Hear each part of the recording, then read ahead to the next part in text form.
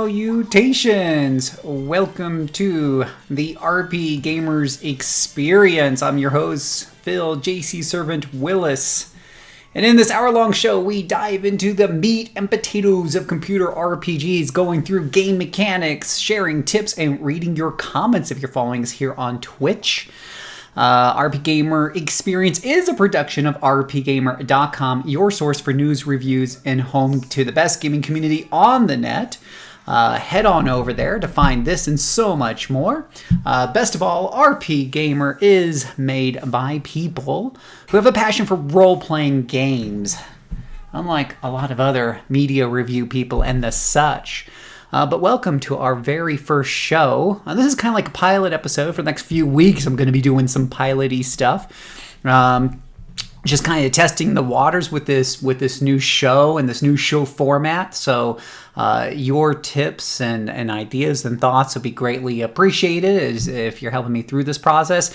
The idea would be that we run some shows here every Monday for the rest of the year, with the exception of Christmas week, and work out all the kinks and polish it up a bit and have an official season 1 start at the beginning of 2021.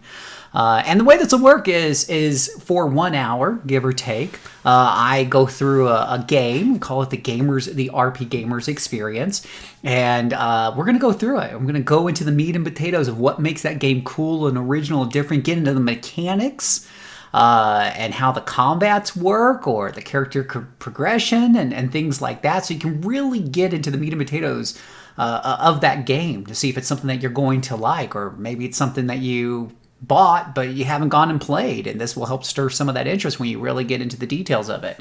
There's plenty of videos out there that do quick reviews, and there's plenty of really long videos where they play the games. The Gamer's Experience is somewhere in between the RPGamer's Experience. We're just really focusing on keeping it to about an hour to go through some of those core mechanics at least once, all the important ones. Then, if you want to stay on afterwards for a second hour, it'll be more of a traditional Let's Play. I'm going to continue to go through the game and share my thoughts, and we'll do those in the weeks in between, because the RPGamer's Experience is going to be about every other week, every other Monday. So, like I said, we're kind of working out the kinks. This is a work in progress, and if you want to keep up with what we're doing and what games are on the docket and things like that, I highly encourage you to follow us on Twitter at RPGamer, or I'm at JC Servant, and also join our Discord. You can find out more information about that over our website, RPGamer.com. There's a button there at the top ribbon for community and Discord. You can come and join our Discord server. And then once we get into full season 1, we'll get a little bit more formal and get some of our thoughts together and let you know more ahead of time what we're doing. But that's kind of that in a nutshell. And at any point in time, if you're following us on the actual Twitch when we're broadcasting at 9:30 Eastern Standard Time on Mondays, every other Monday, you can leave comments and ask questions while I'm playing the game, and I'll be happy to do my best to try to answer more. If you have thoughts about the game, I'll share them with everybody who's listening.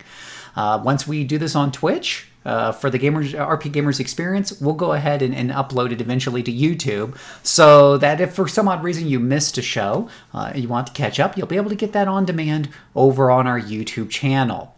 So with that, we're going to talk today about King's Bounty: The Legend. As you can see from all the infographics that I have over here and down here, King's Bounty: The Legend. And a lot of the games that I'm focusing on is going to be computer games, and I tend to gravitate towards older games and indie titles more than the latest AAA offering. That's just me, and that's pretty much what I'm doing here at the RPGamer's Experience, are things that I really enjoy, and I hope you also will enjoy them and share my passion.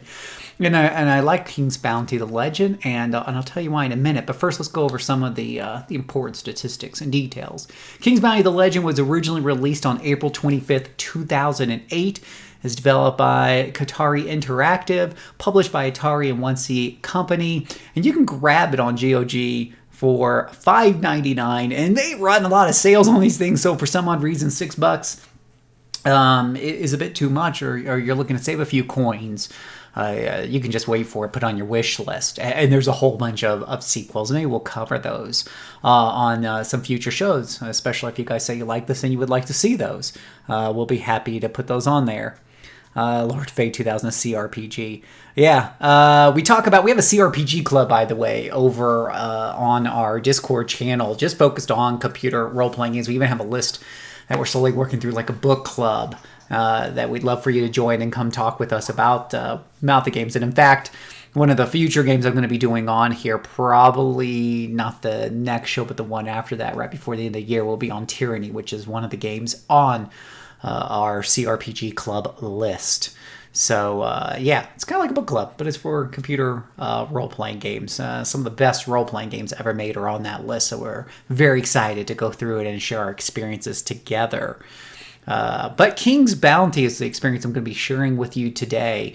Way back in the day, when I was working, at one of my old jobs, I had a lot of downtime on my hands. So I had a laptop, and with my free time that I had sitting there in the office, I don't know where I got it, but I had a copy of Heroes of Might and Magic 2, and I installed it on that. That computer was pretty old even for its time, but it worked really well. And Heroes of Might and Magic 2 is an extraordinary game, and I suspect that at some point in one of these future shows, I'm definitely going to be playing that on here because it's just absolutely hands down one of my favorite games. But I really, really enjoyed it. Eventually got into Heroes of Might and Magic 3. Didn't know back in those days that these Heroes of Might and Magic series, which is now up to like 6 or 7, they're actually an offshoot of the King's Bounty games that came out way back in the day. I never played them before. So I went back and tried some of those King's Bounty's games, and they didn't age too well. I mean, Heroes of Might and Magic 2 and 3 are just so much better and age really, really well.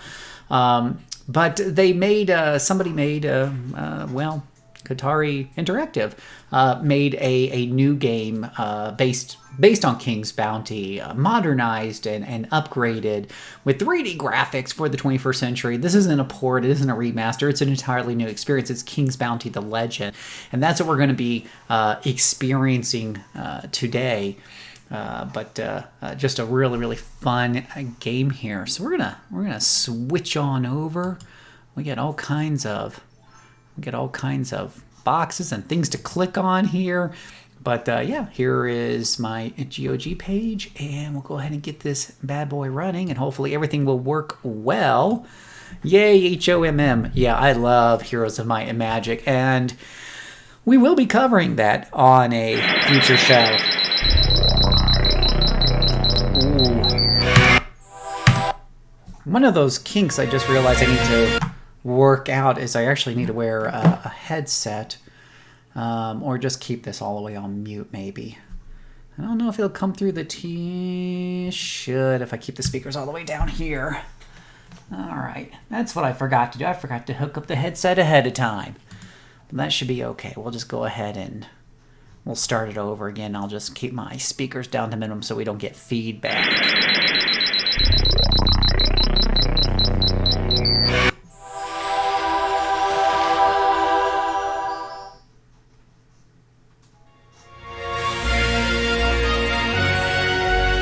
Clickable. I like to let the videos run at the beginning.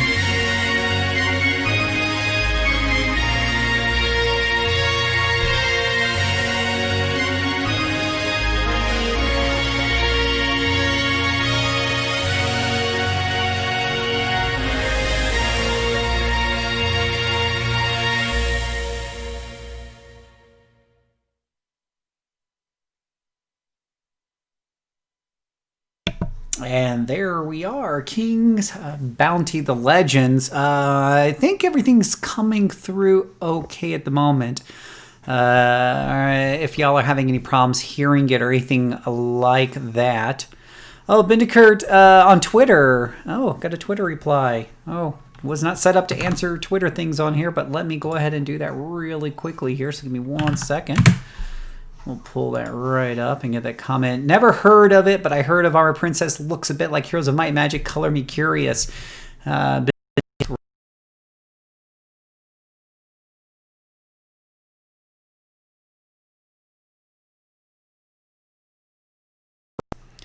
Only, I lost my mouse there. All right.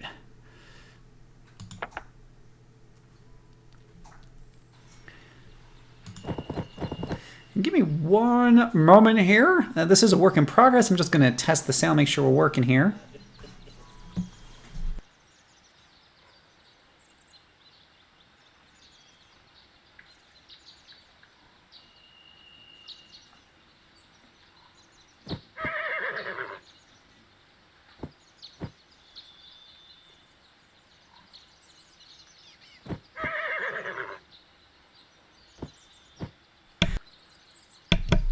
Hi, Ling. That comment was me, says Leo Grimm. Hi, Leo Grimm. Welcome to the show. I hope you get to see us play some. Yeah, this is actually, I believe, the game that came out before Armored Princess. I believe Armored Princess is well, I don't know if it's a sequel or a prequel, but it was definitely a game that came out after this. So hopefully, whoops, didn't put my cell phone on vibrate. Sorry about that, guys. Again, only the highest quality production here at RPGamer.com, where we leave our cell phones turned on and the such. We just stick that over there on the old charger here. So, for those of you who may have never heard of Heroes of Might and Magic or King's Bounty, it's a really cool experience. We won't go into Heroes of Might and Magic right now. King's Bounty is a different experience. There's some similarities, but there's definitely a lot of differences. In King's Bounty, you're playing this royal dude here. He is the royal treasure seeker or hunter or something along those lines. But you're basically going out on errands for the king to help out the fine kingdom and the such. I'll be honest, I never really paid too much attention to the stories. It's the gameplay that really kind of draws me in here on this one. But there are people around here with all kinds of various problems that you're going to help them out while you're seeking out to do the king's bidding here. Like, for instance, right now, the king wants me to go and take care of his abducted brother and the such, and I'll get some experience and coins for that and whatever have you. But the main draw and the main loop of the game is exploration and combat, because there's this big map that you go over, and each one of these are elements that you can interact with. Kind of reminds me a bit of a board game, because each one of these can have different NPCs that you might, talk to and get quests from, or have different things that will happen, or they can sell you things and whatever, sell you army or sell you gear that will help out your character.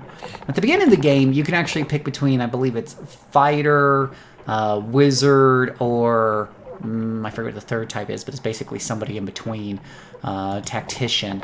I went for the wizard, I believe. You kind of see that right there. He's dressed all nice and wizardry there with his... That's one hell of a collar going over his head there, right there. But yeah, that's some pretty epic collar action there.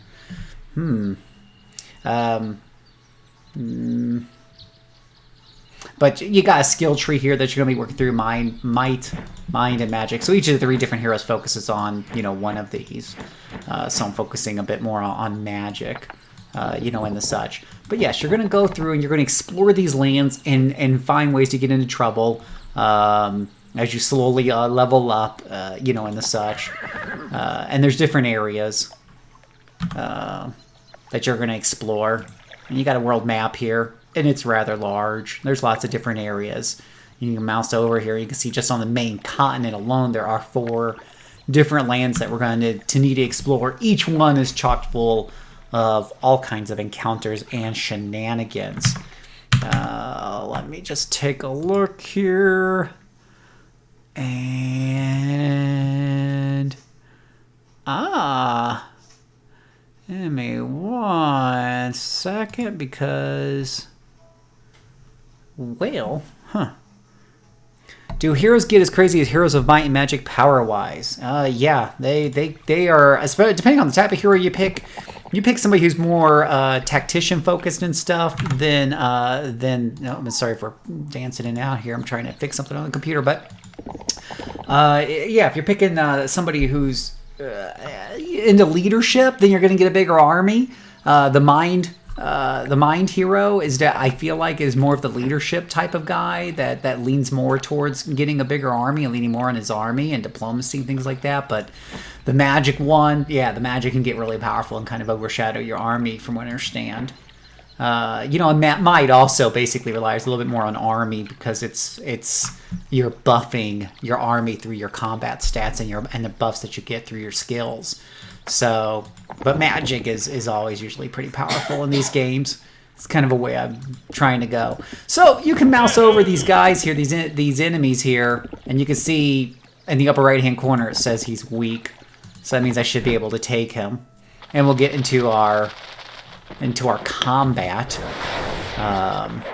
Got a bunch of human troops with some plant troops here that I had picked up, and combat goes, you know, in the turns.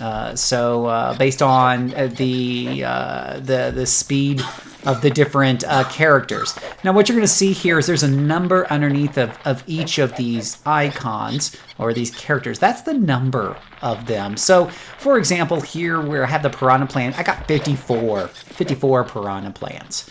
Over here I have 92 peasants, aka cannon fodder. I got 9 priests. I got 13 swordsmen and such. And then there's 20 of these nasty little dragonflies coming to kill me. So these numbers aren't their hit points, rather they're the number of troops that are in the stack. If you hit the little question mark over there, you'll get the information. You'll get their attack and defense, which you know, are statistics that are used against each other to figure out how much damage they do when they try to hit each other. Their initiative, their speed, and then their hit points are right here. So 26, and I got 9 of them, so I got like almost I got a little more over 200 hit points worth of these guys. And how many hit points the top unit currently has. And how much damage they do per shot. And then they got a couple of skills. They can heal other people, for example. These priests can, and they can bless other people. On top of that, your hero up here, he's also sort of helping out in the fight. Once per turn, he can cast a spell or use a skill. I got a couple of them here, my favorite one being Fireball. It's kind of my go-to. I just like lighting a bunch of things. It's mostly best if I have a clump of bad guys, which I really don't have a clump here. So one of my other spells I can also use is slow. If I want to slow some of these guys down and make it harder for them to get to me. Like these fires. We'll slow down those flies. But yeah, we click on them in our priest here. I don't know why, but these priests are ranged attackers, and we can shoot. And then I got some bowmen over here, and we can shoot down and whittle down some of these monsters. And it'll show you right there on the screen. It shows you how much damage you're going to do, and how many you're going to kill, which I think is pretty nifty. So go ahead and whittle some more of those guys down. But we're going to keep going back and forth a little bit. My hero can't go again until the end of the turn, though. So we got our mana up here. And Rage, I think, is mostly used for fires. I haven't really used Rage here. We'll move him. He's kind of a tanky guy. We want him in the front. And our meat bags, they can be in the front. But I got 3 ranged troops. The piranha plants are also ranged troops. And got rid of that first stack of monsters really quickly. So because we had this guy slowed down, it was a good tactical move because it kept him from finishing his turn with an attack on one of my guys. And got him in range for my archers for them to whittle him down. With archers, you can attack at a further distance, but you'll see, you know, on the monitor there as I'm mousing over these guys down here that the arrow looks broken. That means you're only doing half damage because of range penalties. So generally speaking, it's a better use of your turn to try to get these guys in a little close and kill them that way. And then let the fighter finishing them off. Now, every time you attack, there is a possibility of a counterattack. If a melee troop attacks another melee troop and they survive, or some of them survive, they will get a counterattack in. And that's important to kind of keep in mind, because one of the important strategies in these games is to try to keep your troops as protected as possible, because they're expensive and they cost money. And money is a limited resource. So something to keep in mind. So we try not to let expensive troops especially die. The peasants can die. They're cheap. There's lots of them. There's always more peasants. Peasants' lives don't matter as much as other people's lives. So here, I don't have anybody who's really close, so I'll just take the damage penalty and take a shot and hopefully kill a monk. Didn't really kill him. But over here, I can see here, for example, it shows me that there's 8 of these enemies left, and I'll kill 4 to 5 of them, which means some of them will get a counterattack on me. Not too worried for these guys. Won't hit my knights too hard. They'll only do a total of 6 damage. Boy, these peasants are really slow. I wonder if they got debuffed. I think they got, yeah, they got debuffed with some ice arrows there. So usually it can move at least a few spots. And the combat here, this grid is hexagonal, as you can see. I think pretty much King's Bounty games, these ones are hexagonal, but the original one that I played, anyways, I think it was the original one, was on a grid, a square grid. So, my little archers way back there, hiding back there. I need to pick those guys off and get rid of them at some point. As we're winding up this this fight here, we should get a victory screen after that shot. There we go. You get a little bit of experience, and boy, let me tell you what, you don't level up very quickly in this game. A little tiny little sliver of yellow is all I got there. Shows me what I lost. I lost some of my piranha plants and a couple of peasants. I took out all these guys, and I got a bunch of gold. So, yay for me. And killing them means that I've kind of opened up this area up here. And we're going to find a cache here. Rummaging through the hiding place, you discover several scrolls on which are written spells. It is perhaps only a trifle, but a pleasant surprise. We got a couple of fear spells, it looks like, so that'll be handy.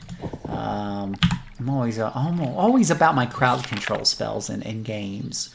So I have a whole bunch of scrolls over here. And you can learn and level up some of these spells if you've got the right materials on hand.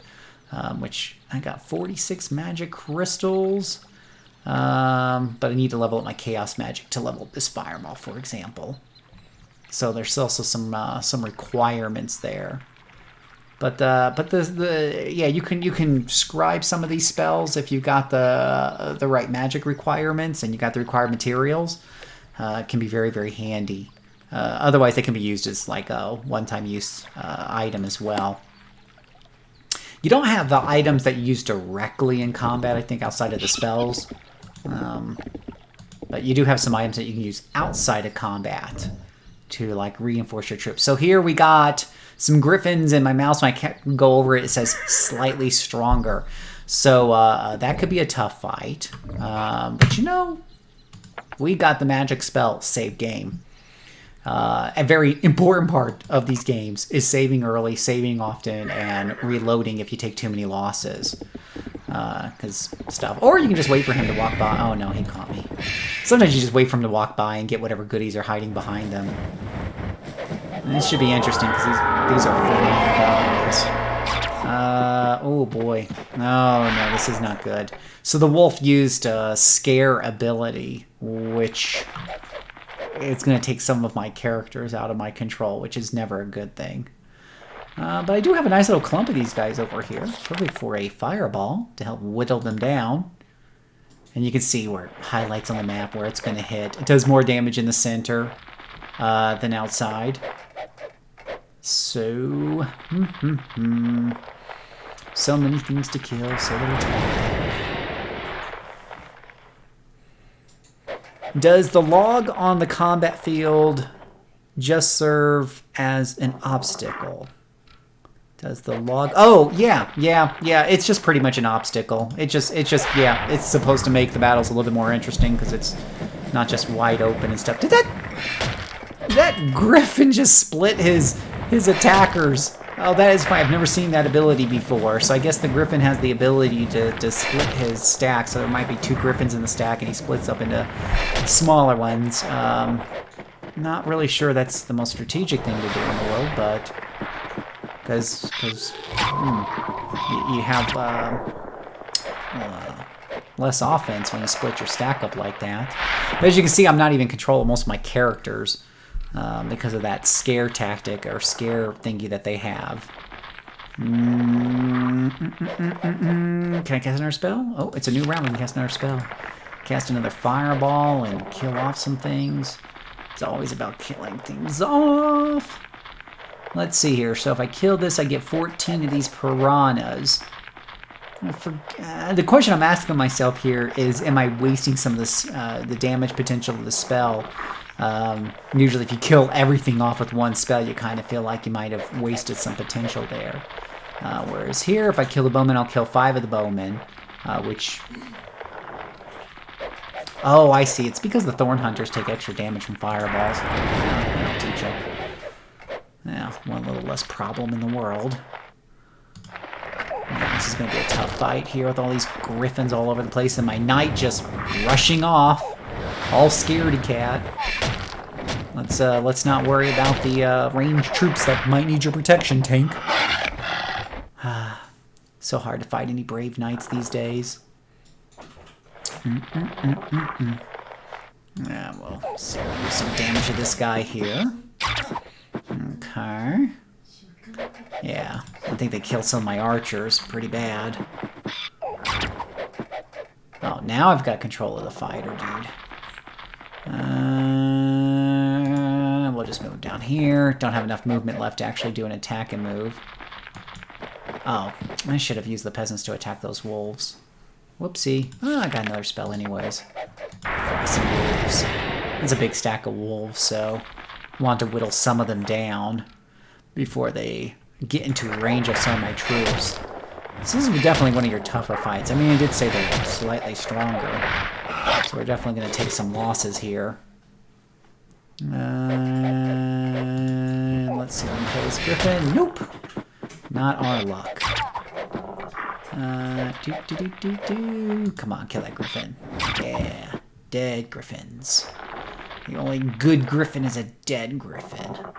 So definitely my knights will take some pretty serious damage from this counterattack. They've already killed off most of my peasants, too. Used to have like 90 peasants, and now I've got like 8. Poor peasants. Let's see if we can move him and attack at range so we don't get the counterattack. Yeah, the flyers really hate archers. I mean, they're just going to move in and try to...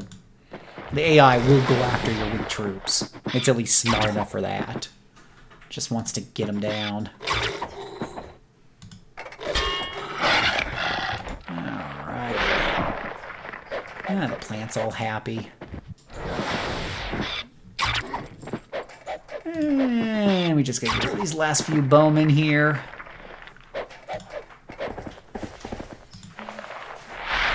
Let's see how much damages we took from that tough fight. Oh, just die. Yeah. What you gonna do now? There's a big tough knight in front of you. Alright. Got a good little bit of chunk of experience out there. So we lost some thorn hunters. They're stuck in tier troops. Kind of little tiny expensive, but not much. Peasants are pretty cheap, and then we lost a couple of our slightly higher end guys. So if I thought those losses were too much, I'd reload. Peasants are pretty cheap. The thorn hunters aren't too bad, so I'll probably just leave that the way it is. See what's in the box. Ooh, got a crap ton of gold anyways. Now, I've lost a lot of my army though. If I get into another fight right now, I'm not going to do too well. So we need to go back and replenish our troops here. Before I do that, let me just do one thing because I seem to be having just a tiny bit of an issue. So just sit tight with me for just a minute. And I just need to see if I'm missing anything here. Give me 1 second. Please stay on the line. Your call is important to us. Okay, nothing on there. All right, cool beans. Sorry about that. So, we're going to head back to our original town to replenish our numbers and try not to get into another fight on the way. And probably not a bad idea to go ahead and save right after that tough fight, too. You end up with a lot of save files if you let them multiply. This is kind of the starting town, and there's other buildings with different types of troops all over the place. But this is where you get a lot of the beginning troops, including an unlimited number of peasants. So we're just gonna take, now you're capped not only by, of course, you know, how much gold you have on hand, but your leadership skill down here, which is minus 464, will also become is a bit of a limit. But here are these knights here that are 70 each that I need to buy one to replace. There's only 60 of them left. When I hire one, there's now 59 left. So I get a little worried about what happens when some of these guys run out. But there's other places to hire different types of troops, so it's not the end of the world. But you do want to be careful about, you know, losing obscene numbers of especially the high-end troops. Even if you've got the gold to burn, you know, you might drain out the supply of what you had there. Now these thorn hunters, they come from a couple of different sources. Here in this beginning area, when I was playing earlier, I did a quest to help, well, to either terminate or help out this piranha plant. Decided to help him because he was causing the villagers some issues. They were just hungry, so I gave him a cow to produce manure for them nonstop so that they could have something to eat. And now he's happy. And the villagers are happy because he's no longer terrorizing them. And now I can hire some of his little children here to help me out. And as you see here, they're pretty cheap too. For a second tier troop, they're about as cheap as the peasants. You can also buy these seeds, which you carry as an inventory item. That will help you replenish replenish your plant troops on the go. All right, so we're all replenished up. And now we're gonna go back here again. We got a slightly weaker enemy troop up here. We got one up here. Right now I'm just exploring, actually. I'm just in explore mode. I got some quests. I'm looking for some direction. Wait, Leo Grimm says, no plants to buy. I like the plants. Oh, no, we got the plants. Oh, wait, while I was reading your comment, I got attacked. So we got some logs here. As we mentioned before, those are just obstacles, and we got a treasure chest. One of the things I like about these games that you don't have in the Heroes of Might and Magic games is sometimes they'll just throw a treasure chest in the middle of the field, and it's something that you want to get. The enemy can get it, actually, and pick it up, and sometimes does, and steals what's in it, which is kind of sad. But you think you'd be able to get it back after you kill them, but it doesn't seem to work that way. There's a lot of fireflies there. I'm going to pelt them with a big old nasty fireball here. That'll get rid of 24 of those guys, 24 of these guys. Big old fireball. We're going to whittle down some of these guys' number here. Yeah, there's a lot of those guys. Man. Let's stand in front of our... I don't think I can... I can't move and attack or open up that treasure chest, so I'm just going to get in front of my archer here and try to keep him... Well, now I'll stand over to the side because my peasant can move up in front, maybe. You can defend to increase your defense when it's your turn. Oh, no. That peasant sure is slow. Can't quite get around. Should have put him in the middle. You can actually position your troops in where they start out at, so kind of a good strategy to use. Oh, let's see. Whittle down some of those guys' numbers. So the peasants are kind of weak, but when they hit you all at once, it's still going to hit. So you see that firefly took away my treasure chest. Very rude. On the bright side, it did use up one of his, use up his turn, and I'm kind of got my hands full, so... Okay, Sarah. We'll whittle down some of these numbers before our knight attacks. And it's good that our archers attacked first to whittle down the numbers, so that there's less dragonflies left to counterattack when my knight swings in melee.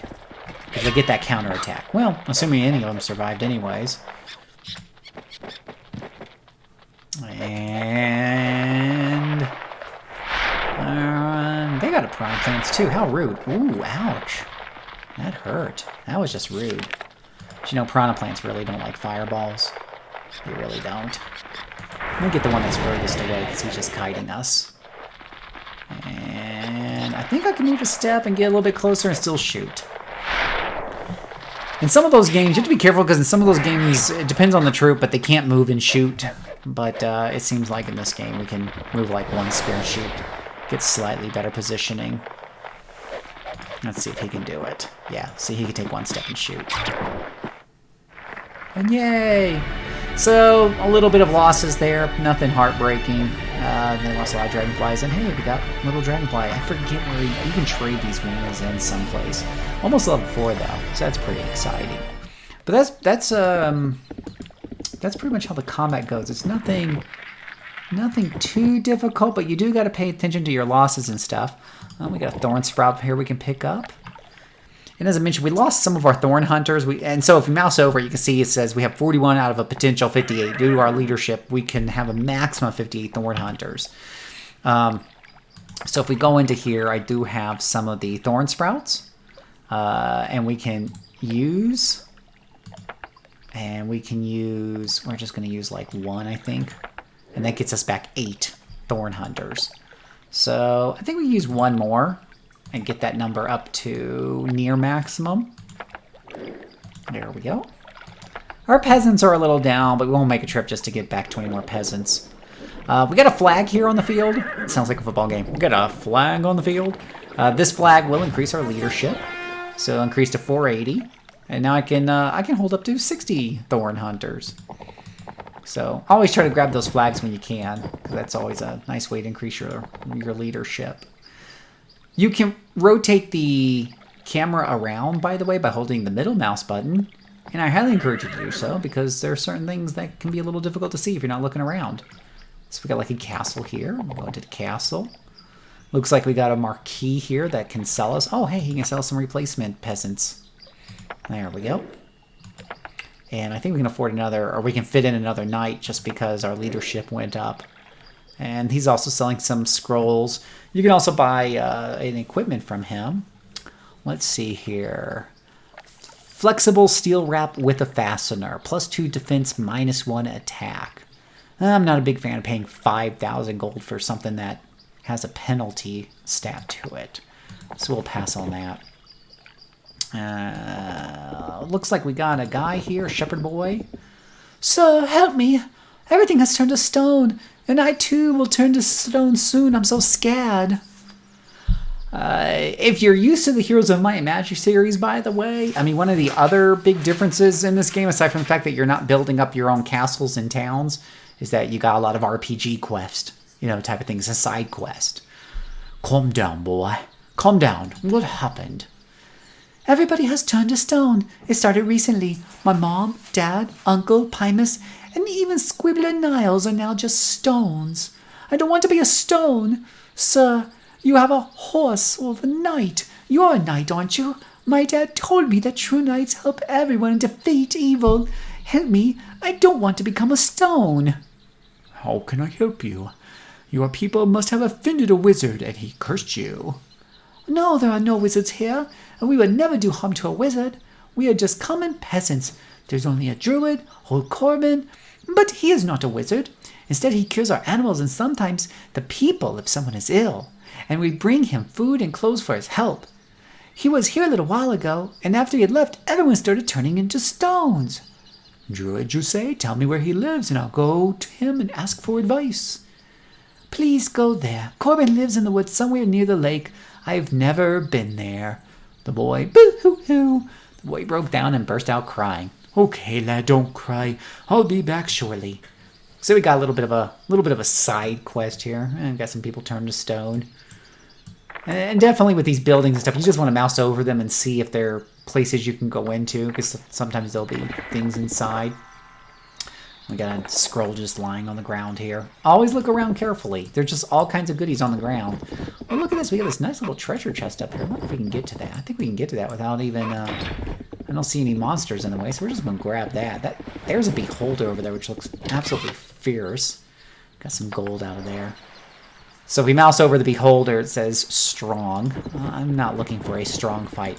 Strong. So some of these tougher battles you can win, but a strong battle I could probably win, but it would probably wipe out all of my troops, and those are limited resources. So we want to come back when we're higher level. So we have. Let's see here. He says that his father or whoever is inside of a swamp. A swamp. So we can take a look at the map here, see if he The game doesn't put big highlight markers or anything like that. You kind of got to read the description and figure out and look at the map and explore a bit and figure out where some of these things are at. It's not going to put a big old dingy on the thing here. So we got some enemy monks coming to us. They're slightly weaker. We'll go ahead and take them out. But you gotta hate range attackers. It's okay if I have ranged attackers. It sucks when the enemy has a bunch of ranged attackers, and that's just cheating. Oh, we do have a nice group bunched up over here. Prime fireball fodder. Your magic points replenish slowly as you're walking around and the such. I don't generally have a problem too often yet with magic points. And let's see here. How much health does he have? He's down to 5 health out of 28. So I can heal him, but I'll do that later. I want to kill things at the moment if I can. No, I'll heal him. I'll go ahead and heal this guy here. Get some of his health back. Note that if that archer, if it had gone from 9 to 8, healing doesn't bring it back from 8 to 9. For that, you need a resurrection spell because that one troop had died. So we have some ice arrows. That's the special ability of the archer. You get to use it once per battle, which will slow down the advance of a troop. So we'll just go ahead and slow something down here. I'm doing a little bit of damage. These guys are all waiting. I don't know why they're waiting. Because if they just stay back there, I'm just going to keep fireballing them. I do like to fireball things. We'll go ahead and keep our melee troops somewhat close to the front. Let's see, a little closer here. No, not close enough to get away from that distance penalty. And these, you know, a melee troop that just walks around, doesn't fly, we call them walkers. You got your range people and you got your flyers. Those are your, like, 3 main types of troops in these games. And troops can have special abilities, but really classify them as walkers, flyers, and shooters. Now he's in range. He also has Bless Spell, which will allow the target to inflict maximum damage for 2 turns. As you can see here, like, his damage is 2 to 4, so that's a bit of a range.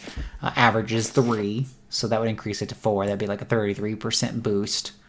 Yeah, so doing some math in this game sometime is beneficial. I can cast another fireball spell. We're gonna kill some more people. Poof! I like these are robbers over here. I bet you they steal your gold if they get close. Nobody likes a robber. Come on closer, boys. Getting better range of my archers here.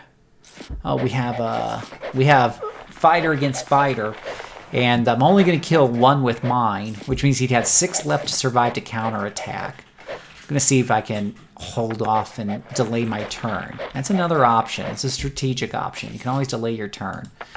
Let your ranged guys go first when possible to whittle down some of their enemies before you close into melee range. That'll save you valuable troops. It's probably the best thing ever. Legram says, I'm starting to see why you picked Wizard. I like to fireball things. D&D taught me that is basically a wizard's eternal state of mind. Yes, lighting things on fire is super awesome. I will say, like, later on in the game, the crowd control spells, and this is the same thing with D&D. I love D&D. The crowd control spells become very important as well. Just being able to stop a couple of troops from getting to you, giving yourself a few extra turns of breathing room can make a huge difference. So, and it's getting a little bit closer. Don't be shy. Kill off some of these guys here because my melee troops can finish this guy off. So I'm going to continue to whittle down. I could probably use another fireball, or I could just slow somebody down. Decrease somebody's defenses. I mean, I don't really have any clumps together. So I don't want to burn too much more mana on this. I'm going to just reduce somebody's defenses. Go ahead and have these guys come in. Yeah, you ain't got nobody left, buddy. And these big plants remind me of Little Shop of Horrors. Feed me, Seymour! Feed me!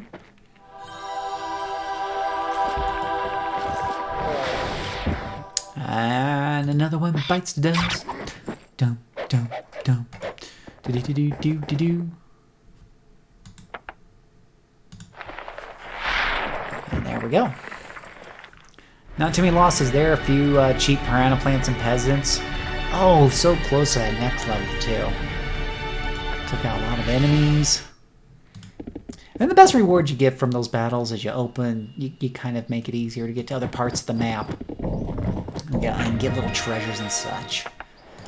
You just want to look over. I mean, that's probably the coolest thing about these King's Bounty games and the Heroes of Might and Magic games. It's just the sense of exploration, you know.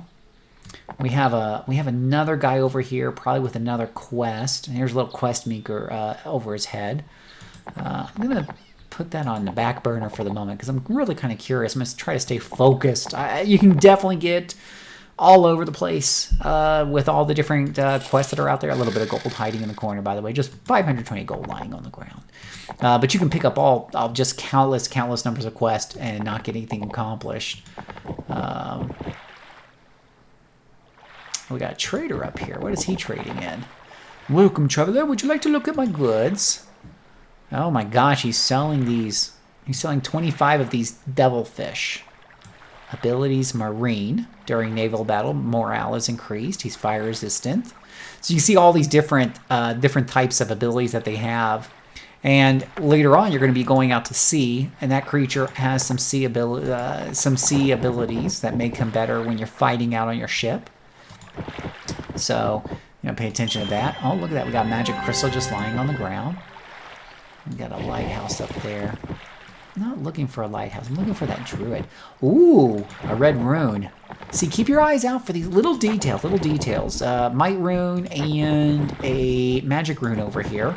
And these are used to, upgrade your hero on the hero tree. We haven't talked a whole lot about this, but there are different abilities here on a tree that feed into each other that you're going to want to invest in to make your hero more powerful and versatile. And so, I mean, this one right here allows me to restore 2 mana per turn in combat. We have Distortion Magic, Order Magic. There's my Chaos Magic that I need to learn some of the spells. So clearly I got some ways to go there. And there's different colors of runes. And I don't think there's anything really stopping you from dipping, from cross-utilizing and dipping into other things. So you can mix and match. It's a really cool system. Now, I don't think I've ever found a way to respec, so I'm kind of conservative with how I spin these things. If somebody knows a way to respec, let me know. But I don't think you can. I don't think you can. Let's see here. We can just check our quest again from that boy, Petrified Villagers. We're looking for Druid Corbin, and he lives in Verlon Forest. And we can double check our map, try not to get too close to the monster, or he'll aggro on us. But we are in Verlon Forest, so he's around here somewhere. He's around here, just going to require some exploration. And we're just going to walk around here. I find that the graphics are light and colorful. Ooh, Magic Academy. Welcome, Mage. I don't even know why I named my... Did I get to name my character, or is that default name? Very well, Will. I've heard much about you now, Royal Treasure Searcher. That's my official title, Royal Treasure Searcher. And everything I heard was good. I might add, my name is Iron Tigris, but people just call me Master Tigris or Professor. Beside my scientific mage research and lectures, I'm one of the chairman of the Magic Guild of Darien and master of the Magic Academy. Nice to meet you. If you have any issues or questions, young man, you can always turn to me for help. Sure. I would like to buy something for you. I have questions. I'm looking for a job. I have to go. I'm just going to buy from him for now. So he can sell us some of these priests.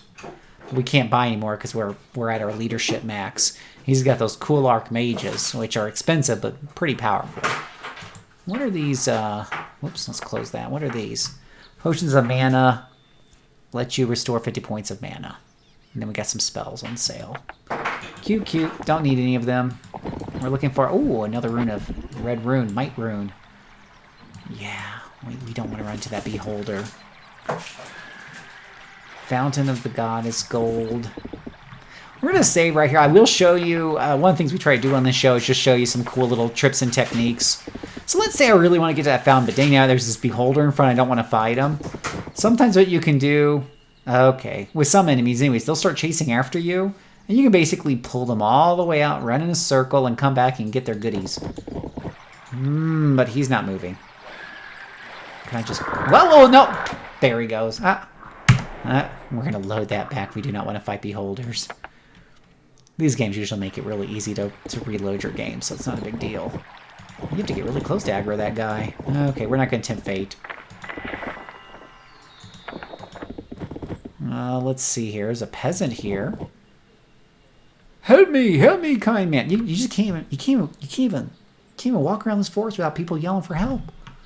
What happened? My son Lilik. He's disappeared. He likes to run away from home.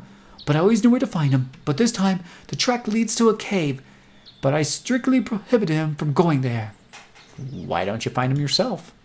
I entered the cave, cried out his name, but there was no response from Illik. There are lots of monsters in the cave. I saw their red sparkling eyes. They were looking at me. And I was so scared.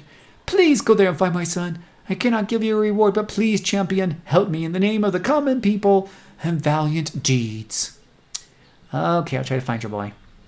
Okay, you know, maybe we'll just do this, because this sound, I mean, we know where you guys should be in this cave, so that should hopefully be a little bit faster than trying to find the druid.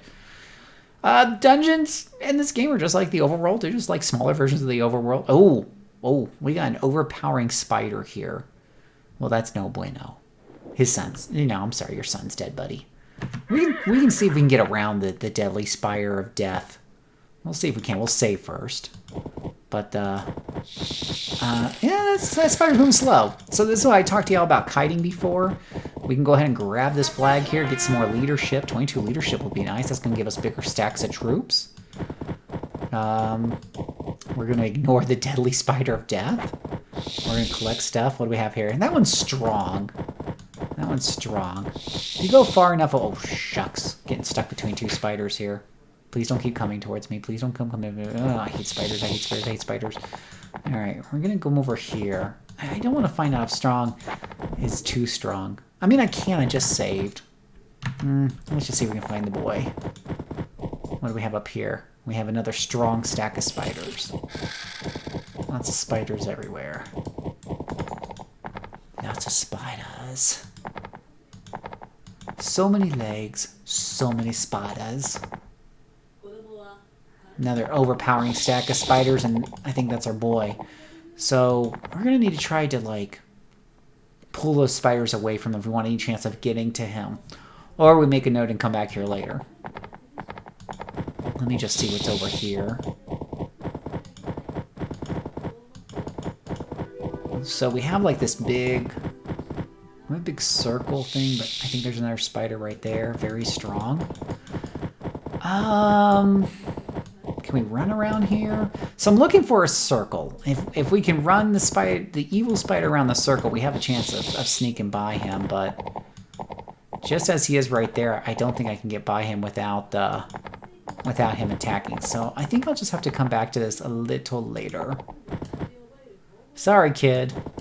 I don't know why you're getting into a cave full of spiders. That was just stupid. Great. Now I'm not going to be able to get out of the cave of spiders myself. I'm trapped.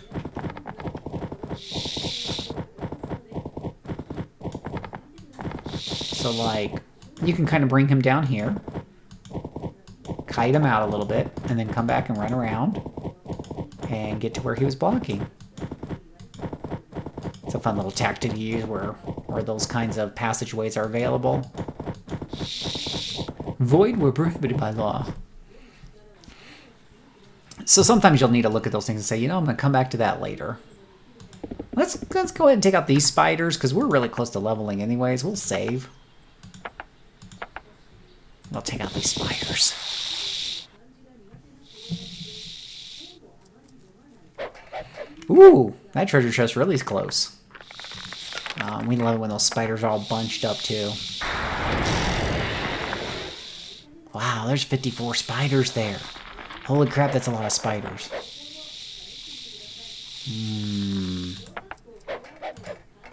We're gonna bless ourselves. Man, that's a lot of spiders. Got our work cut out for them. A lot of spiders. Holy cow. Ooh, there's a mine rune in there. That's nice. I don't think I've ever seen like a mine rune just sitting in a box. That kind of comes up randomly in battle, I think. Okay, we're gonna wait. Oh, those spiders are quick too. They're quick spiders. Nasty. So waiting allowed me to kind of get them closer and kill more of them, but...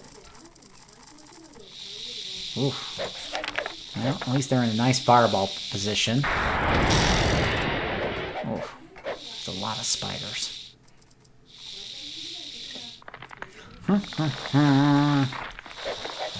Kill them all. Kills these spiders. I feel like every D&D campaign I've run, I've always had spiders in them. I mean, they're just easy enemies. No one likes them. There's no like, hey, should we, you know, if it's a bear, maybe we should be nice to the bear. We're druids, you know. Maybe we should save the bears. But when it comes to spiders, there's never a debate with players of what you should do. Should always kill the spiders. Oh, good. It's nice that that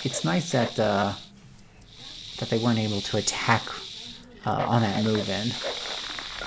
So I'm gonna have the peasants attack either this one or this one. Try to go for those smaller stack because you'll get less of a counter attack if you're gonna use them to attack at all, which I will, because there's too many of them to hope that I'm not gonna. Now, if I use my fighter to come into here, he's already done a counterattack. He won't counterattack again. Unless an enemy has a special ability, it cannot counterattack more than once around. And now you know, knowing how to battle. Now, the problem with Fireball, the only problem with Fireball, is if I light on him, it'll also hit my own guys. It doesn't care. Fireball kills everybody. So we'll probably just put some helplessness and break on the armor of some of these enemies, making it to where we kill more of them. Did I mention there's a lot of spiders? So many. Kill the spiders. All those poor peasants. Peasants are just dropping like flies.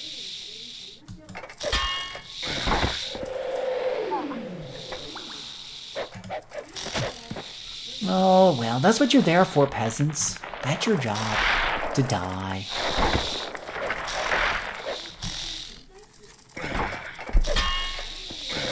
And getting into some of my soldiers there. Very rude.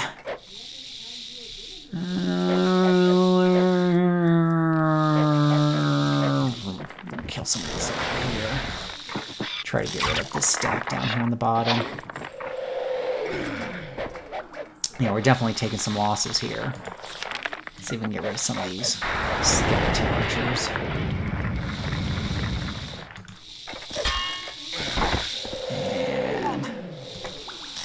And we're almost got him down.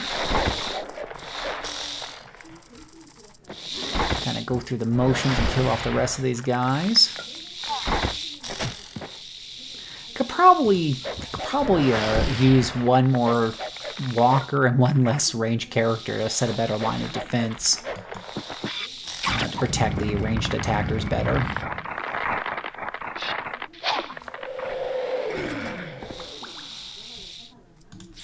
Don't be afraid to spend your mana to protect your troops. Mana will regenerate. Troops cost money. And there we go. So we got to level 4. Got 50 points of experience, got some treasure.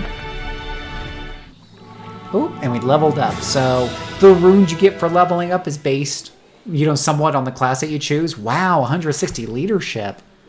Oh, I get to choose. Ooh, that's tough. Intellect, of course, makes the spells more effective, but that's a lot of leadership. And the bigger your stacks. Ooh, that's a lot of leadership. That's a tough call. Wow. I'm a sucker for a lot of leadership. I like bigger stacks. Haha. Yeah, sorry about your son there, guy. Poor son. Well, that wraps up about an hour here of this one. Let's take a look at our statistics here and get that back over to here. And yeah. But I hope you've enjoyed that round of King's Bounty: The Legend. If you like what you've seen and you want to see some more, just hold on tight because we got another hour of Let's Play still coming. So hold on to that. The stream will stop.